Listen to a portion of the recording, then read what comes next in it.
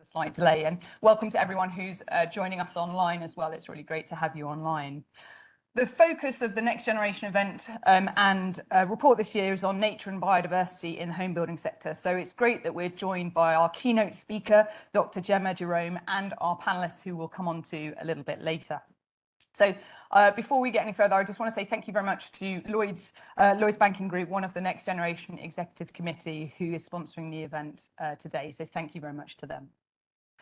So the order of events today, I'll give a bit more of an introduction, then we're going to have our keynote from Gemma, then we'll go through the results, the all-important awards, then we're going to have a really great panel discussion, and then we will have closing comments, and afterwards there's teas and refreshments back in the foyer for those who are here. Apologies to those online. So just to set the scene a little bit about the benchmark and why we're here today. Hopefully most of you are familiar with the Next Generation Benchmark Initiative, but just to provide us with a refresh about its purpose. Next Generation is here to assess the top 25 largest UK home builders and those smaller home builders as well. We launched this year Core and Projects, which I think we'll be talking about a little bit more later. And they're here to support the smaller home builders develop more sustainable schemes. All the schemes, whether it's the Core Benchmark or the Benchmark or Core Project, are designed to help home builders, government, registered providers, investors, employees, and the public understand the sustainability of home builders and the new homes that they build. And some of the stats which I think are really important to pull out in terms of the size and scale of the benchmark.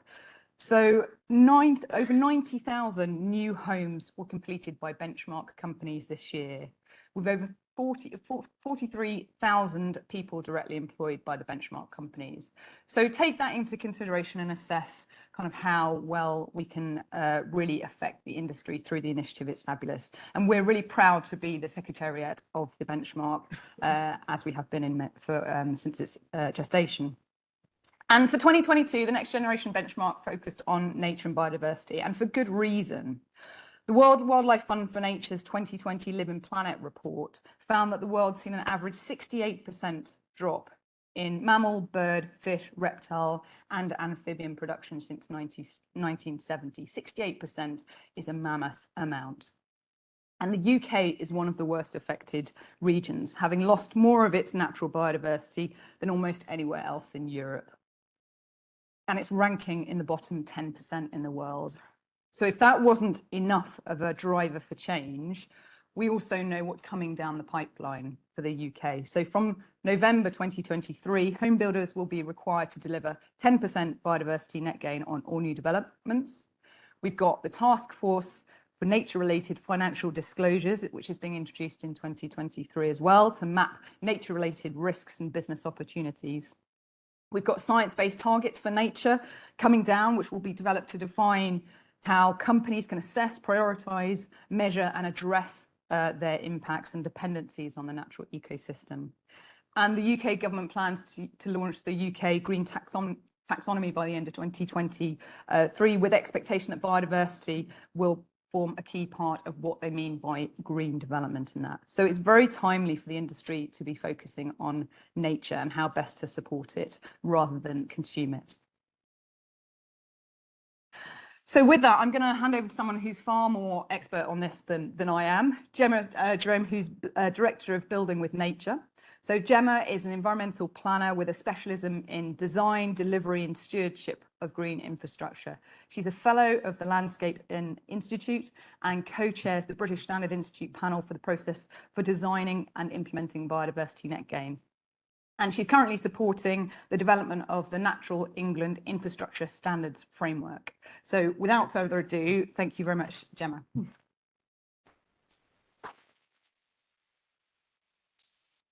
Good morning, everyone. It's an absolute pleasure to be here, and I'm particularly looking forward to the panel later. But before then, I want to set us off in the right direction with some of my headline thoughts and feelings about this issue around nature and biodiversity. And as I sat there listening to Emma, thank you for the introduction. Biodiversity is like the foundation. We're all home builders here, and we can't build a house without good foundations, right? Biodiversity is the foundation of all life on Earth. So that's the framing of what I'm going to be saying today. So as Emma said, I am the director of Builder in Nature. I'm going to come on to talk a little bit about Builder in Nature in case anybody here either has heard of it but doesn't quite know enough, or they're hearing about it for the first time. But first, I want to start off by making the case for the role that green infrastructure standards can play in supporting your mission of delivering, yes, high quality homes, but the setting of those high quality homes should be high quality green infrastructure. And the reason we need that to be the case is green infrastructure is the best possible mechanism we can use, and it's required by the planning system across the UK to deliver benefits for people and wildlife, and by extension, the environment and the economy. So that's the case I'm going to make today. There's some words on the slide. I'm just going to kind of give you the take-home messages now, and then get into some of the detail around this. But the three key themes I want to touch on through this 15 minutes is that we need to be aware of the global agenda. And I'm sure all of you are sat here thinking, absolutely, that's a key part of my work programme, is what I instruct my team to do. But to frame that in the theme of nature and biodiversity, what we're talking about here is the two big events that happened and is currently happening. So COP27, we know that just happened. COP15 has just started in Montreal.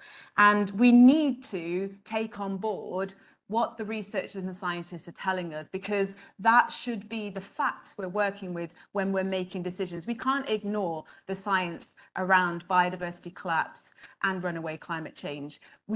That's only being responsible. Even if we're thinking about financial viability and our shareholders, we're seeing investors ask us to think about the environment, and that's surely the clearest sign that we need to be doing that in all of our decisions around our business.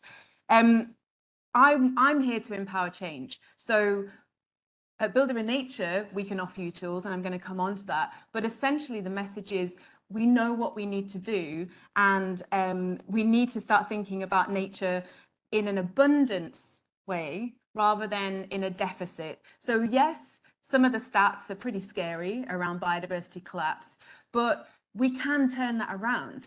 And delivering green infrastructure in the home building sector, home builders could be the vanguard of this change. I think they are the vanguard, and I'm here to talk and inspire you to feel that too. So I'm also going to cover off some case studies, and more can be said about that in the panel discussion than this time will allow, but I'm keen to inspire you in what's possible. Okay, first things first. So the first principle of my mission is to tell as many people and convince as many people that green infrastructure is critical infrastructure. So the words on the slide are giving you a clear definition of green infrastructure, which for those who don't use that term day in, day out the way I do, essentially it's nature as design. So it's all elements of the natural and semi-natural features in and around our built environment. So it's not just those integral features like bird boxes, bat boxes, sustainable drainage systems. It's also that landscape scale wild spaces that we are trying to conserve and regenerate. So it's everything from the huge scale to the building scale that we're interested in. Now, Emma touched on this already, but just to really bolster the message that there's no longer any excuse not to act. And actually, we're getting regulatory frameworks to push us in the direction. And everyone here who's part of the benchmark is that pioneering edge, that change curve. So I know I'm speaking to the converted, but it's just to make a couple of links for people that it's not just what the Environment Act is saying. So the two key things around the Environment Act is, yes, biodiversity net gain, minimum 10%.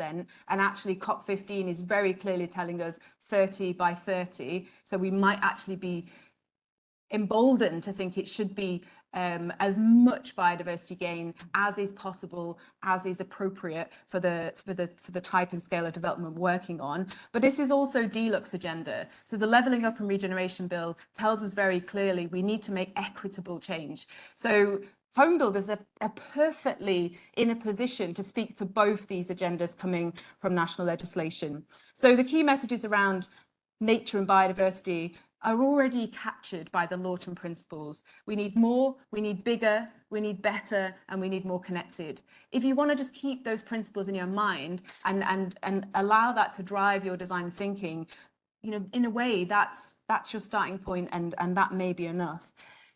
But close to people, nature on your doorstep, the science is really clear. The nature that people have access to every single day, as in that around your house, that's the most important for people's health and well-being. The other key message of this slide is that the climate emergency and ecological emergency have been artificially separated, and they are actually the same emergency. They are two sides of the same coin, if you like, and we need to bring them back together in the work that we do in our sector. I saw Daniel look at his watch. I'm going to speed up. Thank you, Daniel. So I'm just going to give 3 key steps here, and I am going to start cantering through these slides now.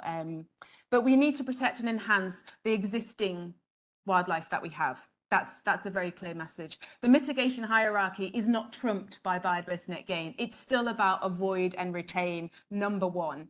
And that is also the best thing we can do for climate. As soon as we disturb soil, okay, we have to build houses, we have to disturb soil. But if we can minimize that and reduce that, that's the best way of actually keeping carbon in the soil and not releasing it. So that's that message again about these two agendas being intrinsically linked.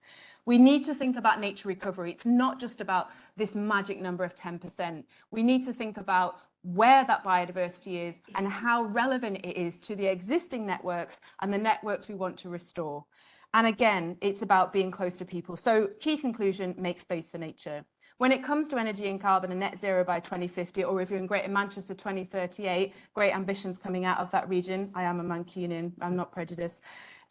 We need to do 3 key things. Mitigation, which is about reducing carbon. Adaptation, which is responding to the changes that are already happening. So these unpredictable and quite frankly, extreme temperatures we're experiencing, with experiencing flooding and then drought, you know, we need to prepare for these shocks, and we need to be resilient to them.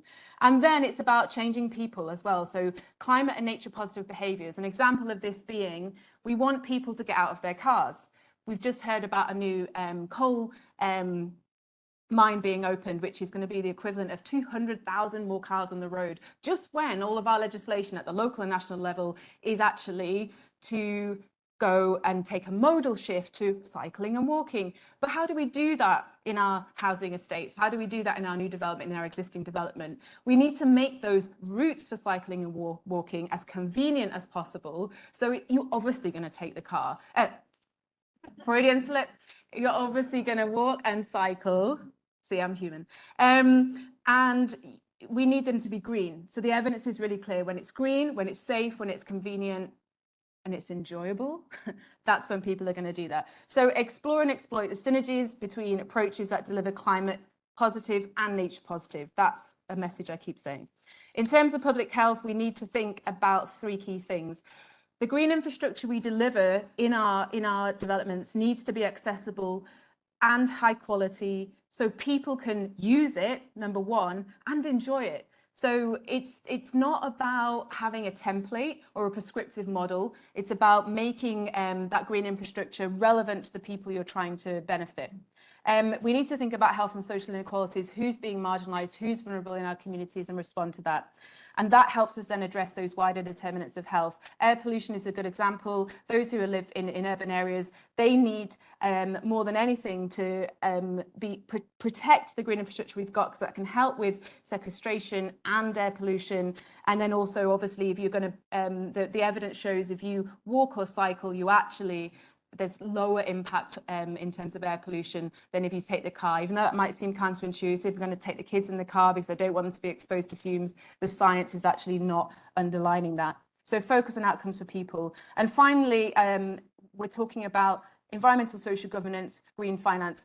You need to be doing this because you need to be doing it. Your investors now are saying that. We need a transparent impact on society and environment. Not only is this now a good marketing story, it's good business sense, okay? This is stuff you already know. So protecting and restoring the valuable existing assets in the areas and the land that you're bringing forward for development is usually the best outcome in terms of costs, as well as then the best outcomes in terms of carbon. Even small scale interventions matter. So kind of to conclude that section, there's two key things we've learned at Build of a Nature over the last 7 years of developing a standards framework, testing that live with industry, and advocating with the key government agencies and actors in this space. Quality versus quantity, it has to be both. Quality underpins the functionality of green infrastructure at each stage. So quality at design stage, ensuring those features are delivered as intended at implementation stage. How much does quality drop off a cliff? As soon as the contractor doesn't understand the intentions of the landscape architects and the ecologists who are bringing that master plan forward, those features might be the wrong features, they might be in the wrong place. There's no ecological clerk of works or landscape clerk of works keeping an eye on all of that. That's a key stage where quality falls off. Then there's long-term management and maintenance. Whose responsibility is it to keep those functions and benefits for people and wildlife? Question mark. That's a key stage for quality. I know you know this, but we're here to support you to make sure it happens every time. And biodiversity net gain is about raising the baseline, but it's the quality of the habitat creation and the quality of the monitoring of that habitat you've created into the long term, which is also key. And context. Every site is different. You might come up to me afterwards and say, okay, so what do I do? It depends. Of course it depends. It depends on the site, the type and scale, but there is something you can do on every single development that you have, whether that's retrofit, whether that's new build. So we can support you with our standards framework. It's out there, it's being used by home builders across the UK. And the key message of this slide is it's holistic. It's about placemaking and placekeeping. So yes, biodiversity net gain is embedded within our approach as one measure, as one metric you can use, but this is much more about creating places and communities, which I know is also on all of your agendas. Key message of this slide is we work collaboratively. So we work with green infrastructure experts in the sector who help us to keep those standards fresh, make sure they're in line with policy and legislation, but also we're learning. It's very much a feedback loop. So when industry tell us that's not going to work, we listen. And so we make sure the framework is as relevant as it needs to be for you in this sector. We offer accreditation, so you can use the standards. They're open source, they're free. Go on your phones now and download the standards framework. Have a look, see what you think, push and pull it, test it. But you can also get that external verification. Local authorities like this because it's an independent verification of what you're doing, just like the benchmark we're here today to talk about. And you know, we can talk more about that offline if anybody is interested in whether that's relevant to any of your schemes. It's a great message for your customers as well. It just shows that you're responsible. We're getting to the end now, Daniel, don't worry. So what else can we help you with? We think the key question is how.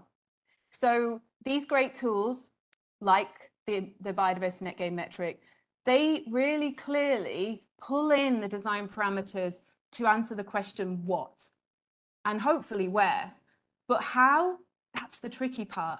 So Build of a Nature is all about the how-to, the practical guidance. So once you've established what your parameters are for bringing a development forward, and obviously that'll include finance, that'll include viability, and the key drivers that you need to as a responsible commercial developer to be thinking about, but we can help you with those holistic design principles.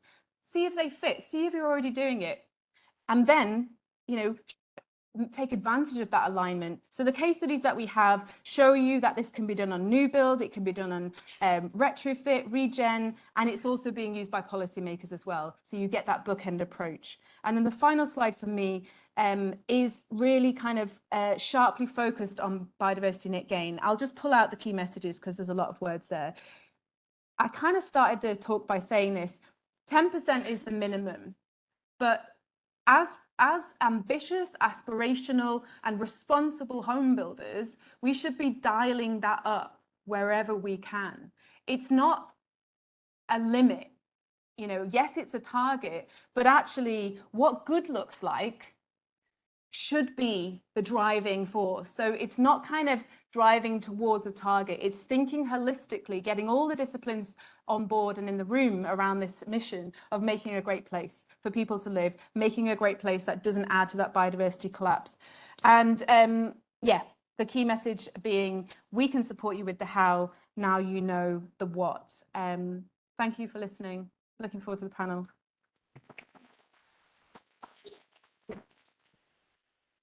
Thank you very much, Gemma. Packed a hell of a load into 15 minutes, and we will pick up on some of that more in the panel. I've jotted a few things down I want to follow up on. My job now is really easy because I'm handing over to Iona and Dan, who are going to go through the next generation results.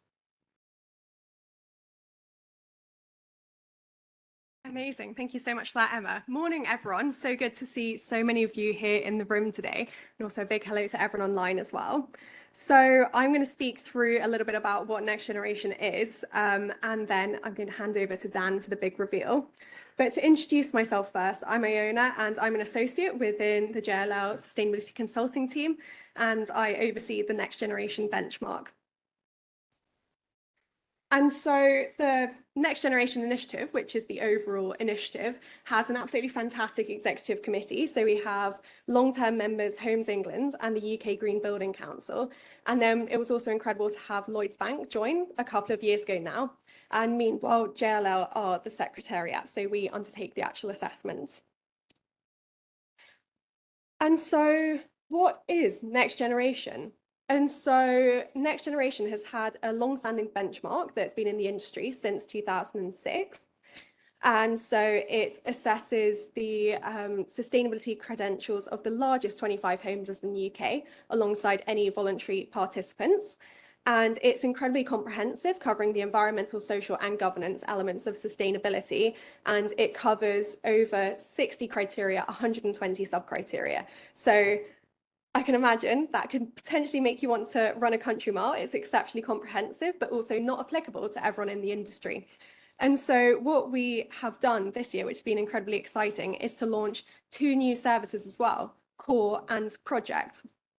So Core is the executive cut of the Next Generation benchmark. It's about 15 criteria that are taken from the benchmark and assess the corporate sustainability of home builders, but it's much more accessible. And then we also have Project, and that is for development-specific assessments. And so that is, again, taking 14 criteria and looks at a project specifically, and you can achieve either a bronze, silver, or a gold level award for that. And actually, it's been really exciting. Some home builders have been really throwing down the gauntlet in terms of Next Generation Project. We actually had our first gold level assessments just this week. So really exciting, and hopefully I can share some more on that in the future. But in the meantime, let's go back to the benchmark, which is the primary focus of today. So a few benchmark facts, and Emma has already very kindly covered some of these, but just to recap, we've been around since 2006 and assessed the largest 25 home builders alongside voluntary participants. Huge impact in terms of home builders assessed, so over 40,000 people employed, 90,000 new homes, and 26 billion turnover. And we have a comprehensive assessment across the environmental, social, and governance elements. And we are a membership organisation. And so for the Next Generation benchmark, we have 8 members this year, which is absolutely fantastic. And we're delighted to welcome London Square, Northstone, and Stuart Milne into the benchmark this year. And I think it's fantastic, the diversity of home builders you can see on this screen. We have the big supranationals in Barratt and Taylor Wimpey. We have more London and South East centric with Hill, London Square, and Telford Homes, of course, being more build to rent focused. We have Latimer, who's the development arm of Clarion Housing Group, Stuart Milne, representing in the north and Scotland, and Northstone, who are a very ambitious smaller home builder in the northwest. And so all of these members really benefit from detailed insights into market trends, a clear understanding of industry best practice, enhanced assessments and bespoke reports to help improve their performance, alongside networking and knowledge sharing events as well. So if anyone is interested in membership or any of the other services, please do reach out. and the benchmark assessment process. And so this is really almost a year-long undertaking for us. A huge amount of work goes into it. So big thank you to the team who have been doing an amazing job this year. And so starting off in really March, and we undertake the phase 1 assessments. And so that's looking at the publicly available information of all of the top 25 home builders in the UK. Then moving on into Q3, that's when we work with the members more specifically and review their internal sustainability information and assess that. And then finally in Q4, and i.e. today, very imminently, as soon as I hand over to Dan for the next slide, we'll be sharing some of the results, and also the report will be online shortly. So if I can hand over to Dan now. The big reveal. Great. Hi, everyone. So for those who haven't met, my name is Dan. I'm a sustainability consultant at JLL and project manager of the Next Generation benchmark. So I'm excited to first share with you on this slide a few of the key insights from the year, and then we'll be going into the results on the next. So on this slide, the dark blue icons you can see there represent some of the benchmarks, 15 focus areas, which, as Irina said, across this 3 ESG sections. And first, we can see some of the pullouts here, the most improved this year. So we've got strategy and governance and the procurement sections. So for strategy, this really marks the start of a home builder sustainability journey. So it's really great to see more work being done here. And it's particularly good to see more and more of sustainability being linked to overall business strategy as well. And in terms of procurement, it's really interesting to see this has been one of the main improvers this year. And this is obviously very important for home builders due to the length and complexity of supply chains. So there really is a large scope for impact.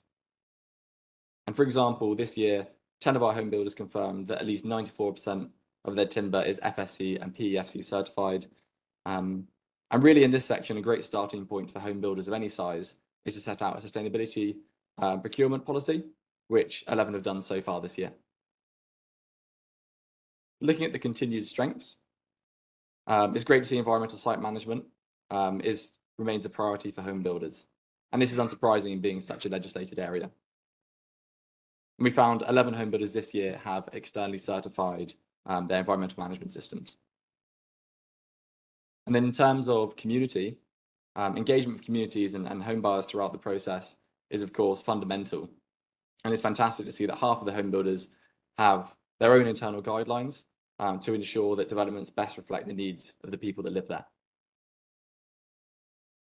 Looking at the continued challenges this year, so where home builders kind of still are grappling potentially slightly with some of these sections, we can first look at future-proofing, which really looks at the research and innovation towards addressing wider systemic challenges in the industry.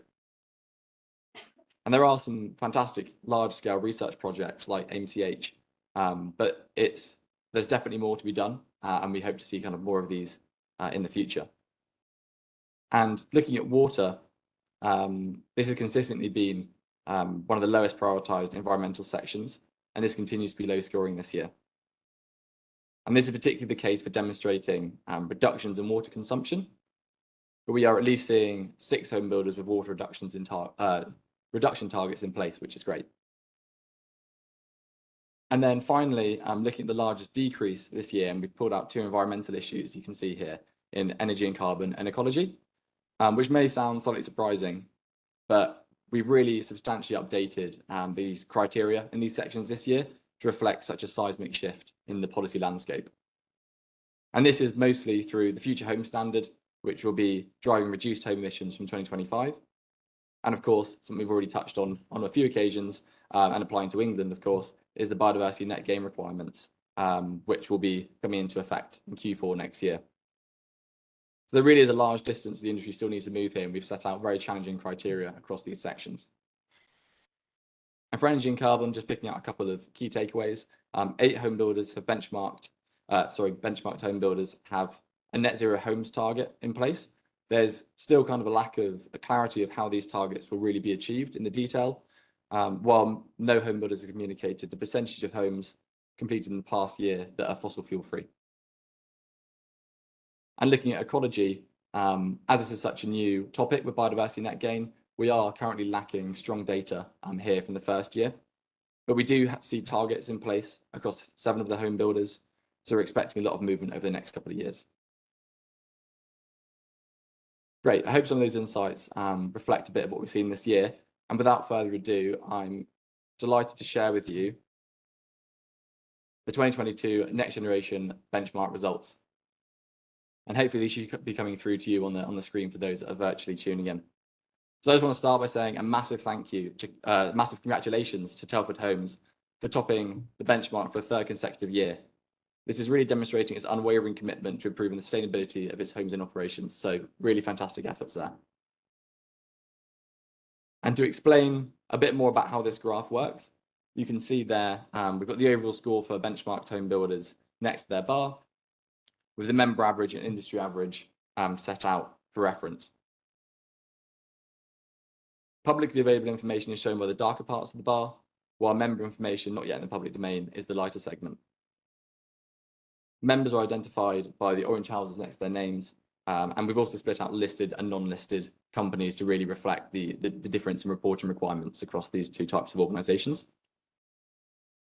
So beyond the winners, putting out a few highlights and recognitions, Barratt Developments displayed another year of very strong performance, retaining its 2nd position and disclosing the most public information as well.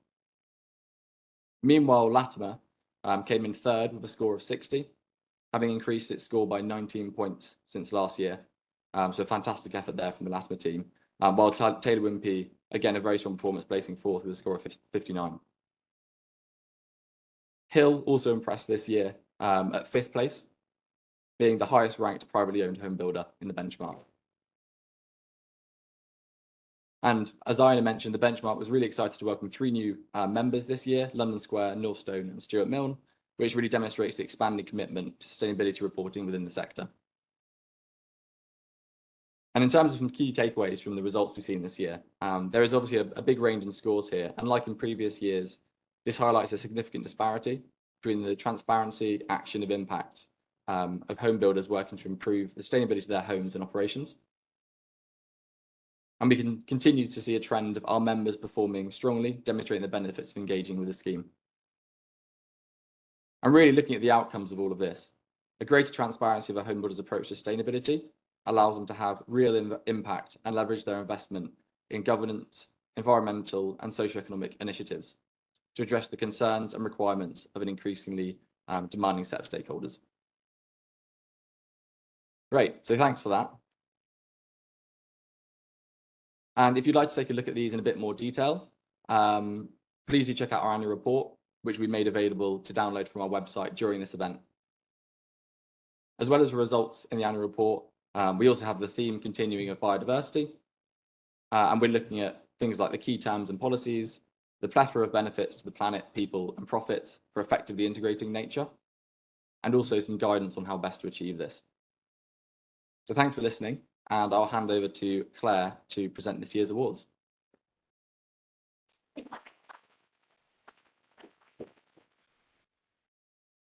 Hi, everyone. Thanks so much for coming today. Are you bringing, oh, should I just have that? Okay. Okay. Sorry. So first, we'd like to welcome our Gold Award winners, which are Telford and Barratt. So could you come up and receive your certificates?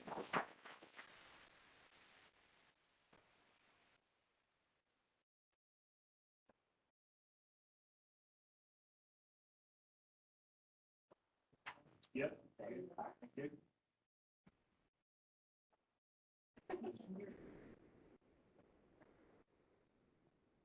And congratulations to Barratt. Well done.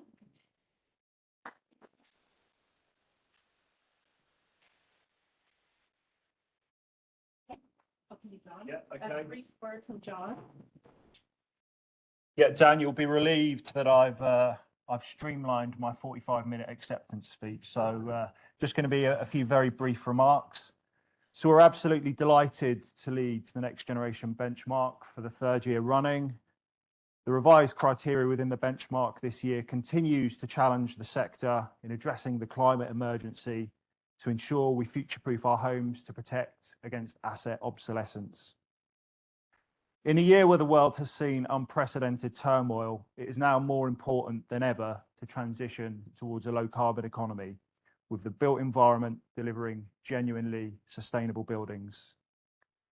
COP27 has also brought into sharp focus the pressing need for the property industry to accelerate efforts in relation to the climate crisis. This award is recognition to the role that we're looking to play in reducing our carbon footprint across our portfolio and delivering our net zero 2030 strategy. Thank you very much. Thank you so much, John. Congratulations to Telford. So we've got our silver award winner next, and that is Latimer. So congratulations to Latimer.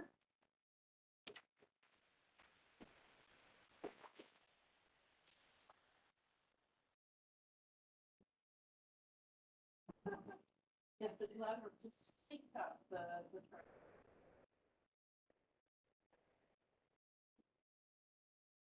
Okay, and then next we have our bronze award winners. So could Taylor, Wimpy, Hill, and Redrow please come up to stage?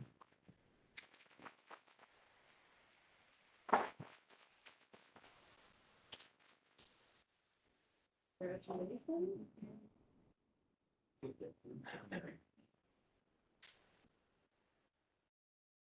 Thank you so much. Well done. Congratulations.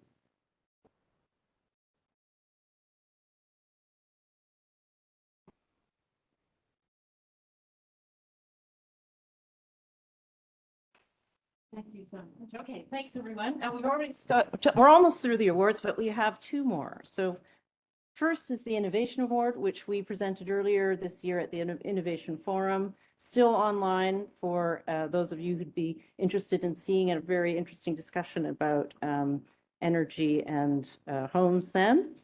But we have Barrett, who won their award, which I'll present, as well as, and that was for the Z House, their net zero carbon project, followed by the Crystal Award, which also goes to Barrett. And that award is for the highest scoring phase 1. So the most information out in the public domain that are relevant to the criteria. So a lot of effort and a lot of detail. So well done to Barrett for both of those awards.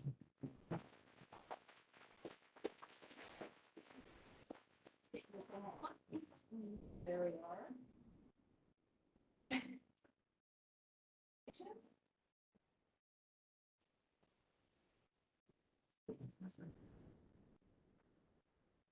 I think we've got, yes, here we go. Thank you very much, Claire. We've already given quite a detailed explanation of our Z House project when we were awarded the Innovation Award. So I just wanted to say a few words on behalf of our team for the Crystal Award. Thank you very much for NextGen for the award. We feel very passionate about transparency at Barrett, so we're delighted to have received the award this year. Transparency is really a fundamental and key enabler and pillar of our building sustainably framework. So thank you very much to NextGen for the recognition. And I think we're all very much aware of the reporting environment that we're all operating in at the moment, where the need for transparency and aligned disclosures are more important than ever.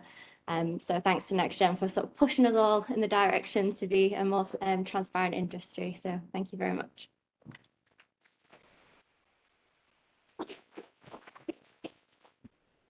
Right, so now I'll hand back over to Emma and the panel. So yeah, thank you. Thanks very much, Beth. So if I can ask my panelists to come up and I'll introduce those you haven't met already. So welcome Lisa Palfman, take a pew. Lisa's technical manager at Homes England. She's a chartered environmentalist and is very experienced in influencing policy and practice. So if we want to influence in government policy, Lisa's the person to talk to. Specific specialist knowledge in biodiversity net gain, conservation policy and environmental impact assessments, all within the house building sector. So it's fantastic to have Lisa on the panel today. John, you've just met. Congratulations to you, John. Third year in a row, no pressure for next year at all. As well as being our winner today, John is a chartered environmentalist and sustainability professional with over 15 years experience. So great to have John on the panel, and Gemma, you already all know. So I will kick off with our Q&A. We're going to have about 20 minutes Q&A. discussion, then we're going to open it up to the room. So if there's any questions that you have already or that come up during the discussion, do make a note and we'll try and get to you and to those online as well. So I'm going to kick off by talking about legislation, but actually looking beyond legislation. We've heard a little bit about some of the landscape that we're going to be dealing with over the next couple of years. So it's quite a challenging landscape in terms of responding to that, but actually with it comes many benefits. So it'd be really interesting to hear from you, and I'll go to you first, John. Yep. What do you think they are, and actually what have you been doing on some of your sites and the benefits that you've seen? Yeah, well, from our perspective, I think COVID's definitely reset our relationship with nature. I think we all appreciate there's probably a symbiotic relationship that humans have. So I think that's sort of definitely been a driver. I think there's a community angle as well. There's great opportunity for community involvement, stewardship, raising education and awareness, and also we can protect against climate change. We can instill climate resilience in our schemes to protect against flood risk, overheating. So I think there's great opportunities, and we've taken a lot of the learning within some of our schemes. An example being our pavilion scheme, where we integrated with a site of natural importance, and also our sort of new garden quarter scheme with the creation of a 2-acre public park. So even in an urban context, there's still a lot that you can do. And I just want to add, from my perspective, what epitomizes urban greening is the Bosco Verticale in Milan. I'm sure we've all quite familiar with it, but I think for me that's a standout project and real highlight. Yeah, and actually, I mean, greening in an urban environment is tough, right? You've got limited space, you've got limited ability to do it. So what are some of your top tips for those who are in urban environments? Yeah, I think one of the challenges is there's a competition for roof space. There's a lot of policy drivers. So, whether we look at doing a sort of a brown roof, a green roof, a blue roof, do we put PV on our roofs? And I think there's definitely some challenges from a planning perspective that often we can look at sustainability issues in isolation, and I think there needs to be more of a holistic view. But we've worked with the London Wildlife Trust last year to help us develop some biodiversity guidelines for the business to instill, working with nature right across the project life cycle. Okay. So you're using some of that expertise from elsewhere. Absolutely, and I'd recommend that. Yeah. Talking about expertise from elsewhere, Lisa, I'll come to you. What does good look like to you? What are some of the best schemes you've seen, and what outcomes are they delivering? Okay, so some of the schemes that we're working on currently, we have a variety of schemes, but particularly I'm thinking about the Brookley in West Sussex, which is a 3,500 new home scheme. We're just at the beginning stage with that, but one of the things we've really tried to do is make sure that we recognise that parts of the site are quite sensitive, and making sure that those sensitive areas are retained and really enhanced and protected as part of that scheme. Also, I think as John's saying about the pandemic, there's been a real need to make sure people have access to green space. It's so important that people feel that there's nature on their doorstep, and particularly some of the research that's coming out around Natural England's green infrastructure standards is showing the particularly areas that are most deprived and are least likely to have that good quality access to green space nearby. So I think integrating that into new developments is really important. And particularly at Brookley, we looked at the design guide to make sure that we introduce opportunities for nature connection, because the research shows that it's not just having access to green space per se that brings the mental and physical well-being benefits, but actually having those connections with nature. So whether that be tactile interpretation boards that really get people to feel things, and to listen for things, so listening for birdsong, that can really help build those natural connections. So trying to integrate some of that into our thinking as well, and into the design. So whether it's design guidance in that sense, or in that scheme particularly, we need to have a community development worker as part of that scheme because it's strategic, and we've made sure that promoting opportunities for nature connection is actually part of the job description of that person. That's really interesting, and that nature connection piece I hadn't really thought about before. So Gemma, just picking up on that, I know you've got loads of examples you can probably bring to the table, but what's your view in terms of what best looks like, and some of that piece around nature connection and the links to health and well-being, actually exploring that area? Yeah, I think I want to start by cautioning against there being a kind of an image of what good looks like. I think that's where we've fallen down before. I think we've had kind of in the past this idea of, well, you get the pioneers and they deliver a development and, you know, show it's possible. But then everyone goes, well, I'm not going to be able to achieve that. They had additional funding, they had some particular kind of exceptional circumstance or personalities involved for that to happen. So I just want to reiterate the point that what good looks like is always led by the context of the scheme. And that's why we actually, at Builder in Nature, we don't work at group level in terms of benchmarking or accrediting a group, because it actually needs to be site by site. Like what good looks like will vary at the site level. And so, you know, a Builder in Nature accreditation, which has demonstrated, they started here in terms of opportunities for people in wildlife and nature connection, and they might go to here. Another scheme, and that often in regen sites or retrofit, that is a big jump up. That can be a mark of excellence. If you've got a greenfield site and you've got much more scope to play with, then you might be starting here and jumping up to here, but both can be benchmark schemes. So in terms of examples, I'll use a couple of contrasting examples just to kind of illustrate that point. So I'm a judge on the Housing Design Awards, and one of the best schemes we saw last year, and it actually won the Builder in Nature category in the Housing Design Awards, was a Hill development. I can't quickly see I think it was Sean from Hill, yeah. Knights Park in Cambridge won the Builder in Nature Award 2021. And what was fantastic about that development, okay, quick thing, sorry, post-construction is key. So it's easy, okay, not easy, it's easier to show what it looks like at design stage. The proof is in the delivery, right? So it, like often what I say is, if it's not sustainable, don't do it. You can put whatever you want on a plan, but actually until it's delivered, we come back and check it. That's when you get your award with Builder in Nature. So what was really clear at Knights Park is that exceptional commitment to follow the design through to delivery, and then have that long-term management and maintenance in place for all to see. And it just, nature in and around the housing was key.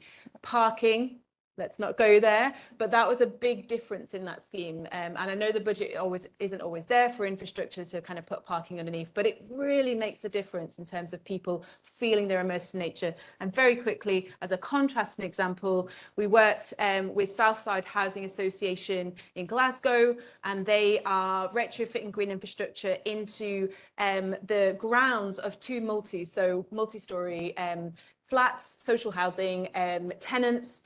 And that was really interesting scheme because they took as their sharp focus, sustainable drainage was key to the resilience of those homes, and that site floods a lot. But they took that opportunity to then make sure that sustainable drainage landscape was also adding in nature, adding in play space, and they did that in ongoing consultation with that community. So it actually was what they wanted and would use. So they're just kind of two interesting examples. Great, thank you. And I think there's a few points you raised there, but one around what the community want and actually what's best for nature. And you've said it in a positive way, but if we flip to some of the challenges, actually, is there a conflict that we come across? And Lisa, I'll come to you first, between people and wildlife, and how do we resolve that? I think there can be a conflict, and as Gemma was saying, it really very much depends on the site context, and sometimes you need to take a site-by-site approach, really. So I think one thing we find with biodiversity net gain, for example, with habitats such as semi-improved grassland and other more sensitive grasslands, if you want to bring those into good condition, that may mean excluding certainly intense trampling, recreation, dogs and that kind of thing. So I think with biodiversity net gain, the message really is to start as early as possible. And I think that's one of the challenges people are finding. Perhaps they've got sites that have been in the development phase predating BNG, and then it's, especially if BNG requirement comes in late in the master planning process, that can be quite a challenge to meet. I think on the whole, we need to make sure that people aren't excluded from parts of the site that are very much, integral to the scheme, and that can mean that in that situation that takes priority. We've got a scheme called Victory Oak in Dorset, which was delivered by Sovereign. It was a very challenging site. Only about 7 hectares of the 26 hectares were developable because it's a former hospital site, so brownfield.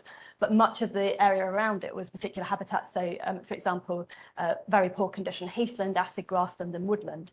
And through a partnership approach very much between the developer, Forestry Commission, Natural England and local council there, the scheme's now been built out with 200 new homes and 18 hectares of priority habitat have been restored. And there's also a 25-hectare new area of woodlands that's been opened up by the Forestry Commission adjacent.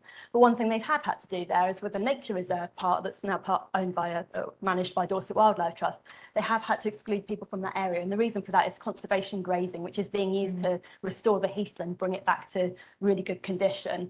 And the horses, ponies are there grazing the saplings, the birch saplings that are sort of growing there naturally, making sure that the heathland's in really good condition. But I think on that site in particular, what you've got is an amazing resource in terms of the woodland access, and it's really well used by people, and the Wildlife Trust are using that as a way to help people learn about the environment as well. So there can be exceptions, but as a rule, I think we really need to try and make sure that every area of a scheme is available to the residents and to the people that live in that area also. Yeah, and you talked a few moments ago about starting early and kind of planning and having those conversations early, which I'm sure is absolutely evident.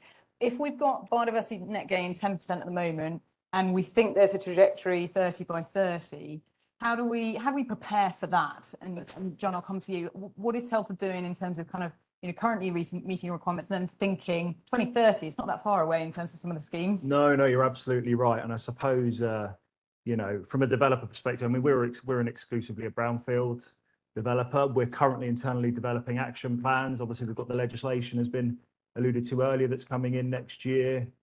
So we're actively looking at how we can meet that 10% requirement. Obviously, our work with the London Wildlife Trust has really helped embed building with nature throughout the project life cycle. So even at sort of site selection, concept design, we're actively thinking about that. We're working with very progressive landscape architects and also ecologists as well. But I think in fairness, developers do need to take a longer term view. I think the sector we'd be quite guilty in holding our hands up on that. And I think also landscaping takes place traditionally obviously at the end of a project, and where budgets may be squeezed on a project, it can sometimes be a bit of a soft target to cut the funding for landscape. And I think we need to move away from that and really embrace that sort of long-term view for sort of flourishing flora and fauna. So then just sticking with that and sticking with the kind of maybe a value discussion here, sorry, not one of our pre-prepared questions, a value discussion around how we're valuing nature when it comes to thinking about kind of the viability of schemes and how we can better do that. Yeah, I think that, I mean, we've done a work stream with carbon where we've put an internal shadow cost of carbon in the business. I almost think we need to get to that stage with natural capital now to actually put a defined cost within business that we can use to benchmark, and I mean, looking at the offsetting sort of market at the moment, it's a bit of a wild west from the companies that we're engaging with. So I do hope there's going to be better regulation so we can deal with credible companies, and that might help and shape and form sort of ideas around potential costs as well. Putting a cost on natural capital as well. Gemma, you touched on this earlier in your discussion. What's your view on kind of how we should be valuing nature? It's a really important question, and it's simple in theory and tricky in practice, right? As a lot of things tend to be. I think how I'd come at this question is recognizing who do you need to buy in? So I don't know what job roles everyone in this room has, or indeed people joining online. But when I'll take a parallel. When I train local authorities and kind of build confidence and skills and knowledge within local authorities to be the other side of the fence, so they're being clearer about what they want from planning applications to reduce planning uncertainty for you, because that's the biggest cost, right? If something drags through planning, the back and forth, the arbitrary dialogue between the applicant and the planning authority, that's what costs money more than anything. I worked on one scheme at the beginning of Builder in Nature, which was at that point 8 years and is now 12 years into non-determination. and it was a very significant scheme with one of the home builders on the graph. I won't say which one. I think what I say to local authorities is you need to get the people who are in charge of the corporate strategic priorities. So the chief exec, if you leave it to planners, you can do something from bottom up, but it needs to be, in terms of value, Emma, which is the point of your question, this isn't an adjunct or, you know, for the environmentalists to fix. If we don't do this, we won't have a business. You know, if the Earth's ecosystems collapse, there is no economy, there is no home building. So if we can kind of, I'm not trying to scare people, but if we can kind of frame it in a way that this is the absolute core of making a sustainable business. Yes, it's about making sure you're responsible and being able to sell that message of what you're doing that's different. But I honestly think it is about value, and it's not about cost. And maybe as a starter conversation, that's the entry point. That, you know, no longer can it be framed by people who are in charge of where the budget goes in an organization as cost. It's essentially about, do we want this business to be here in 5, 10, 15, 50 years?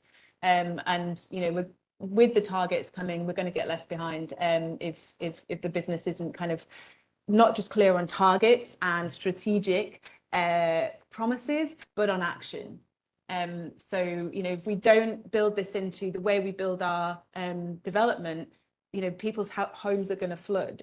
One of the biggest costs in terms of climate change and biodiversity collapse is the crises that we face.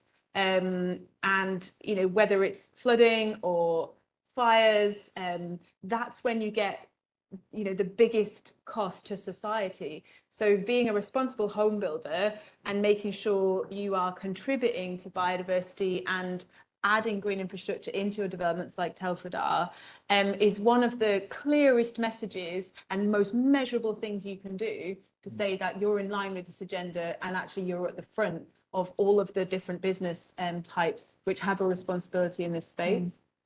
Quite a big ask there of the industry in terms of making that shift. And I'm going to come back in a minute to skills and what skills are needed, but I'm going to start with tools. And Lisa, I'll come to you in terms of tools and standard, and how we can, if we really want the industry to make that shift between cost and value and realizing the importance of nature, what can they go, where can they go to get some help, and what are Homes England working on at the moment?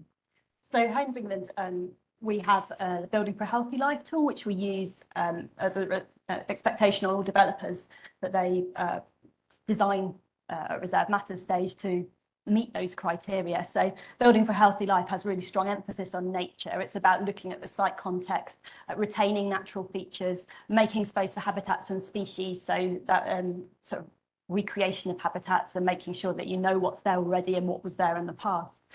Also, lots of emphasis on sustainable drainage systems, so recognising the aesthetic benefit that having good quality approach to surface water management can bring, and also the benefits to people. So that's one of the tools that certainly we very much support, and we're involved in publishing that. Also, we started using Building with Nature ourselves, so it depends on the scheme, but we had our first scheme with to get a Building with Nature award last year, which is Lee Castle in Worcestershire. And really that scheme is very much about having good quality green infrastructure. There was woodland there already, which has obviously been retained and enhanced, making sure that we really build in multifunctional cycle routes, because as Gemma was saying, cycling and walking routes are really important for making sure that everybody has access to open spaces and to the ability to enjoy those areas. So certainly Building with Nature is another tool that we're looking at. I think with biodiversity net gain as well, we're going to see increasing amounts of tools and guidance available. So Homes England is part of the BDY1 Biodiversity Committee, the British Standards Institute, which oversees the publication of standards such as the biodiversity net gain standard that Gemma mentioned as well. And I think increasingly a lot of helpful guidance coming out from industry. So the NHBC Barrett and RSPB publication about biodiversity in new developments, which was published last year, includes some really interesting case studies of design features, particularly whether it's stenoil drainage systems, bird back bricks and so on, and brick sort of backed hotels and other features that can be really helpful in developments. It's getting those examples out there, which I think is really helpful. Thank you. And final question, then we're going to open it up to the floor. So anyone online, if you want to tap in some questions, and then we'll come to the floor. Final question on skills, and John, I'll come to you. We talked about some specific skills. We've mentioned a couple during this morning. One was the ecological clerk of works. We mentioned the community manager. So we've got some maybe specific new roles that didn't exist before, but we've also got existing ways of working in existing teams. Where do you think the biggest need is in terms of upskilling or getting new resources in, and kind of how do we take those tools and enable those people to use them? Yeah, I think there probably is, in fairness within Telfords, it's across the piece, it's across the building life cycle, so it's construction teams, also our planning teams as well. We're very much trying to embed that, but we are trying to link it in with our sort of community engagement strategy as well, and connecting people with nature. We look at TDAG as well. Tree Design Action Group is another resource that we sort of tap into. We are driven by the GLA on sort of guidance documents as well. So I have had discussions earlier, and that we are going to look at reaching out to building with nature as well, and that's something we're going to get on our agenda, I think, for next year to really help upskill. But there's definitely a need even within our business. And as I say, I work with the London Wildlife Trust. It was right across the build life cycle. So I wouldn't necessarily say there's any particular one area. I think there needs to be general awareness across the RIBA stage of works, to be honest. Okay, super, thank you. Right, time for questions from the room. We've got an immediate hand up at the back there. So I'm going to ask Dan to be the roaming mic so that those online are able to hear us. So Dan, if you can head to the back. And then Iona's going to manage the online questions, right? So, let me know when there's any online. Thank you. Do you want to let us know your name? Yeah, so Joseph McDaniels, founder of Ethiopian Elixir and special advisor to BEIS and the World Bank's Green Build Accreditation. Having just got back from NEOM, where I'm advising on the projects, JLL are doing amazing digital twinning and live energy modeling. As sustainability experts, as well as Emma, how do you think, apart from SAP being archaic, how do you think digital twins for biodiversity and real-time energy are going to affect sustainability in the future?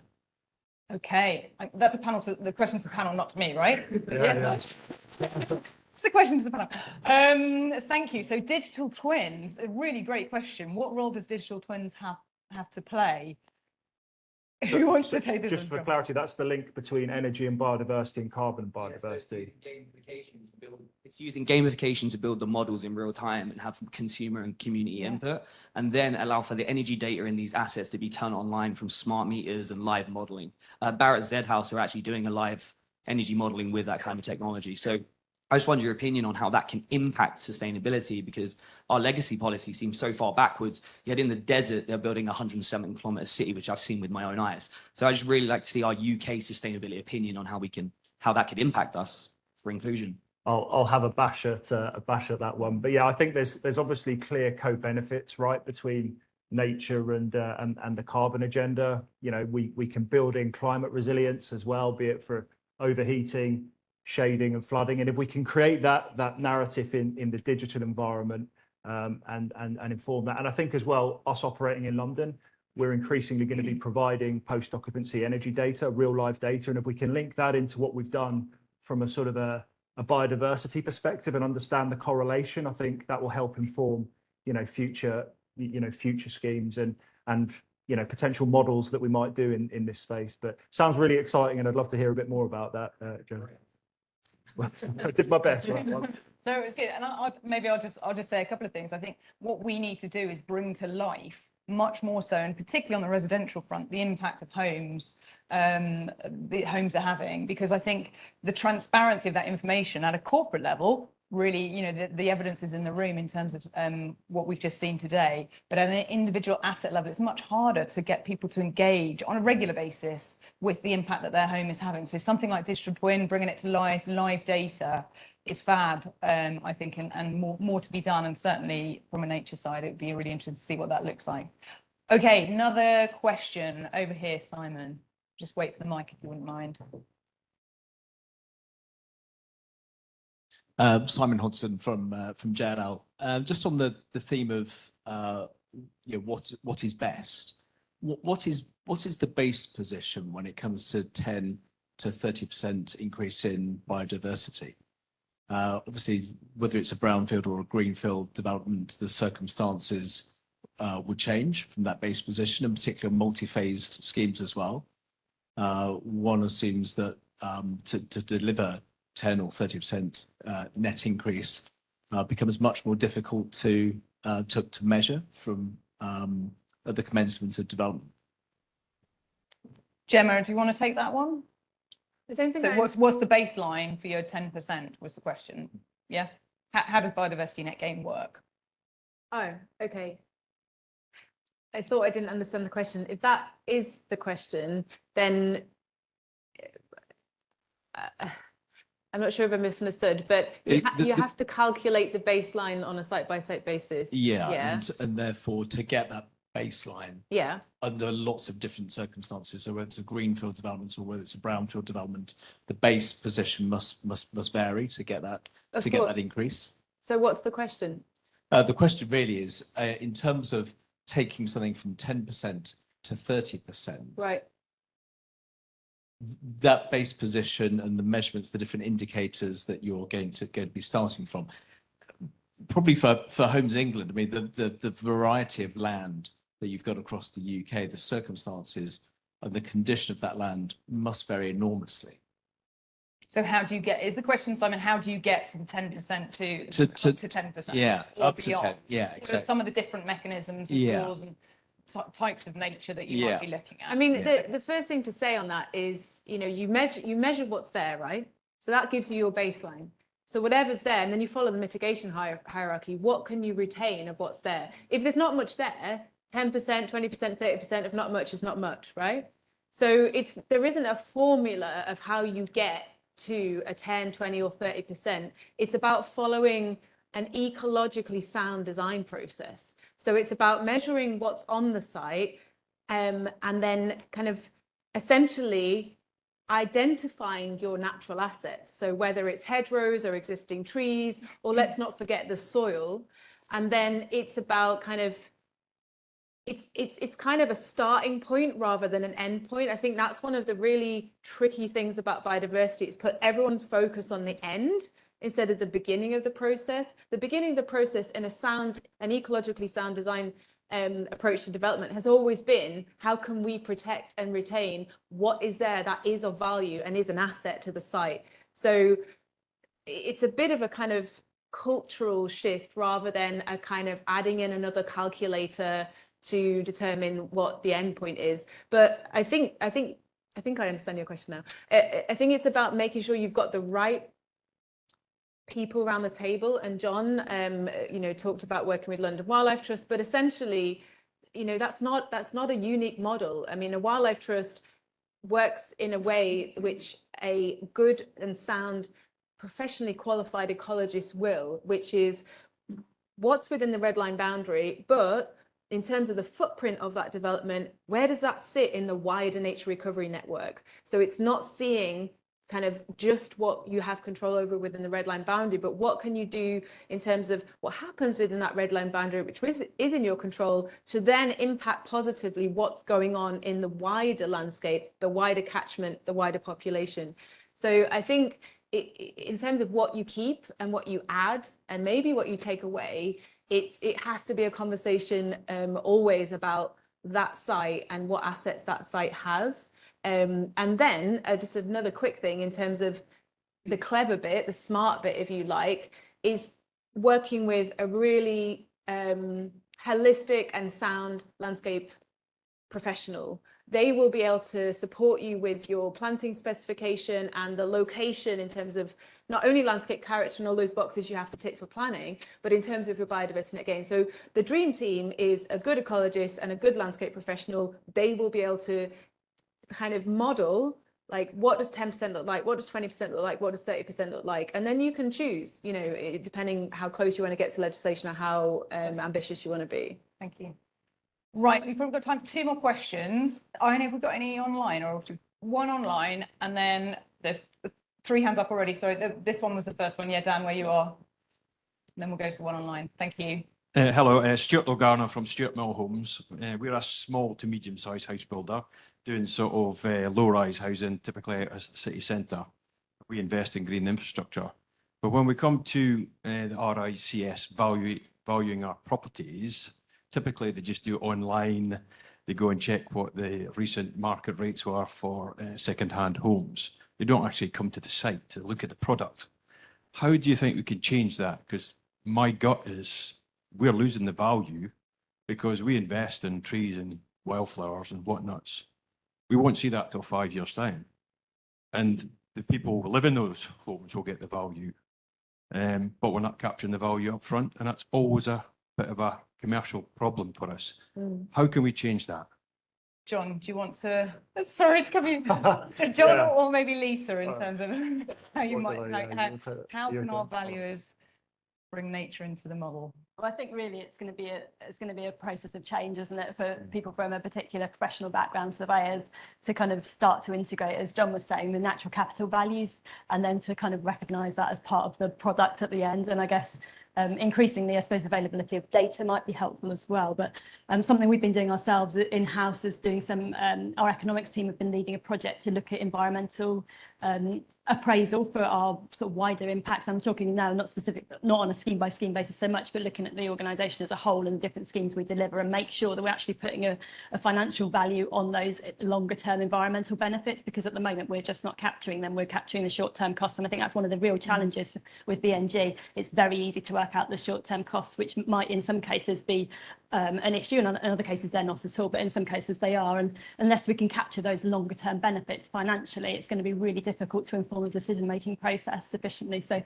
not sure I quite answered your question, but certainly I think it needs to be on the radar. I might just add, I feel we need a bit of a waterfall moment with biodiversity like we've had with energy this year. You know, EPCs are well understood, whether they're, whether we all agree with them, but, they're factored into building performance. I think we almost need something kind of similar to that people can look at and say, yes, if they're not going to come to site and look at the value, is there something that we could, some sort of tool that we could present that can kind of capture that value in the way that EPC does, I think. And if we get that sort of waterfall moment, I think, like we've had with energy this year, hopefully, that might stimulate. Yeah, and I think, very briefly, on the commercial side of assessing value in buildings and bringing sustainability into, there is a lot of work going on, a lot of thinking about how to do that. It just hasn't quite transposed over to the residential market yet. So I think there's probably knowledge and skills that are being brought up, but it's how that transposes into the resi market. I'm going to go to our final question online. Sorry, Gemma.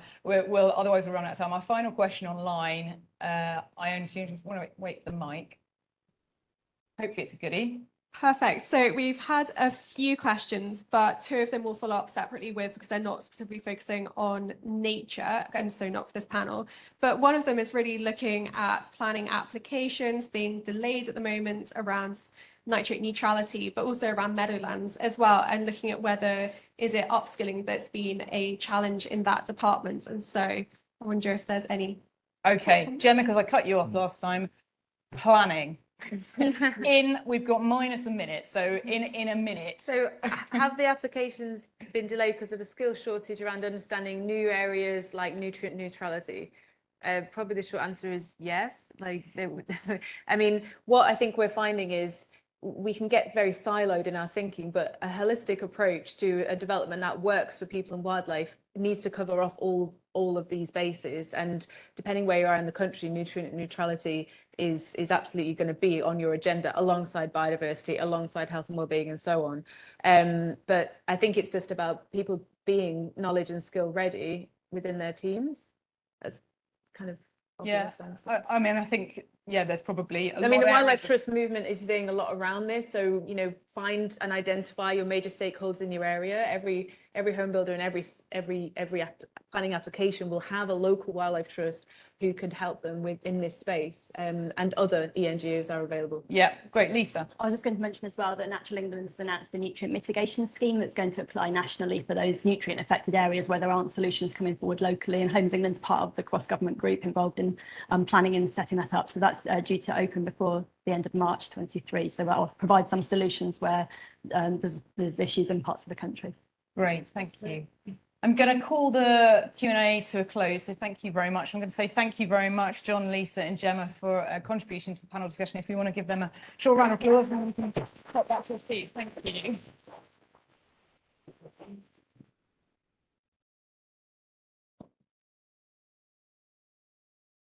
So I will just bring us to a close more broadly. Hopefully that was not only an insightful discussion, I certainly learned a lot through that discussion, but an insightful morning. Our panel discussion, we touched on benefits, we talked a bit about value, and some of the challenges we have around delivery and some of the skills needs right at the end there. But we also talked a lot about the tools and resources and people and organisations that are out there to support. And that, for me, is actually the main takeaway from that discussion today. There is loads of resources out there. And so we really have no excuse not to be in a better place in the future in terms of nature and biodiversity. So my final task today is just to say a few thank yous. Thank you to Dr. Gemma Jerome for your keynote speech and your panelist contributions, and to the other panel members, John and Lisa. So if we can just give them another round of applause. Thank you very much. I also want to say a big thank you to the Next Generation Initiative Executive Committee. We've got Paul McGivern, Jane Black and Jane Anderson from Homes England. We've got Simon McWhirter from UKGBC. We've got David Willett and David Cleary from Lloyds Bank. And their continued support for this benchmark is really, really valued. So a round of applause, if we may, for our executive.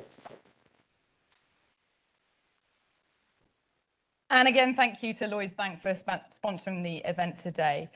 Final thank you is to all of you, both online and virtually here in the room, for being here today. It's been a really great session this morning. And as I say, I've taken a lot away from it. So thank you very much. If you're not a member of Next Generation, you want to know more, here's some details for you.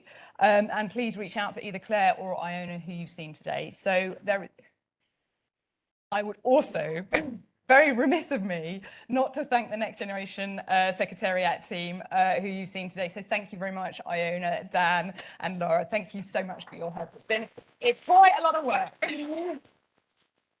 And to Claire, who ably leads them as well. There's tea and coffees and refreshments back in the foyer where you were. So if you would like to spend the next 30 minutes or so networking and asking our panelists for some more detailed information, please go for it. Thank you.